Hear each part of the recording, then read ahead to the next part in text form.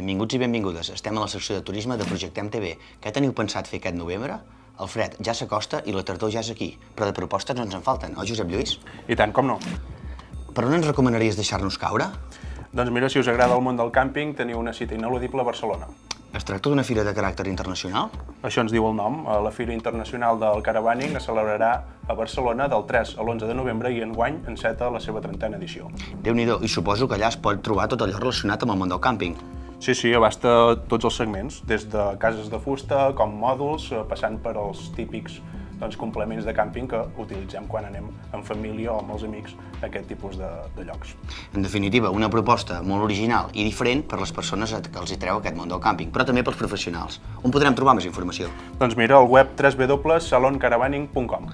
No dubtis que la visitaré, però si estem al mes de novembre no hauríem de deixar escapar la Fira de la Muntanya de Vic. Sí, és una fira que estarà a la capital osonenca, a Vic, els propers dies 9, 10 i 11 de novembre. Una fira que aglutinarà una proposta de totes les activitats de la muntanya, llibres, escalada o plànols. Però també equipament esportiu de tot tipus i complements per treure'n profit de les teves escapades, excursions, travesses o viatges. I també un munt d'activitats, i m'agradaria destacar-te'n dues. Una és el geocaching, una activitat promocionada per l'especialitzada llibreria biguetana Muntanya de Llibres, i també el passeig en bicicleta pel Pont del Sucre.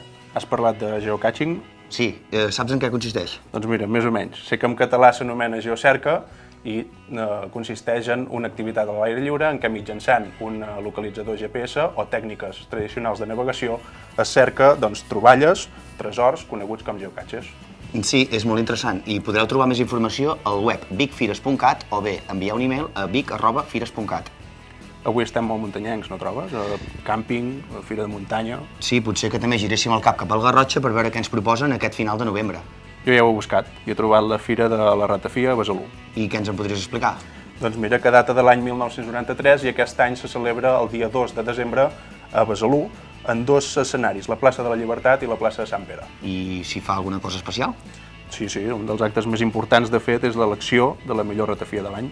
I tinc entès també que la gent del poble de Besalú pot agafar, fer la ratafia casolana i portar-la a un concurs.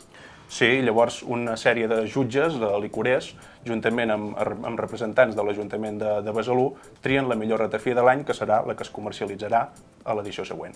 Doncs ja ho sabeu, Salador Caravaning. Del 3 a l'11 de novembre a Fira Barcelona. La Fira de la Muntanya de Vic. 9, 10 i 11 de novembre al recinte Firal del Sucre. I per acabar, la Fira de la Ratafia. El diumenge 2 de desembre a Besalú. I si vols guanyar una ruta en bicicleta per dues persones en un paisatge d'aquests tan típics del Lluçanès, només has de fer que contestar la següent pregunta. De quin fruit està feta la ratafia? Doncs això és tot. Nosaltres tornem al proper vídeo amb curiositats de Vic. Fins la propera. Ens podreu trobar al canal YouTube Projectem TV o també podeu entrar a la pàgina web www.bicolot.com. També aprofitem per dir-nos l'adreça del nostre Twitter, @bicolot.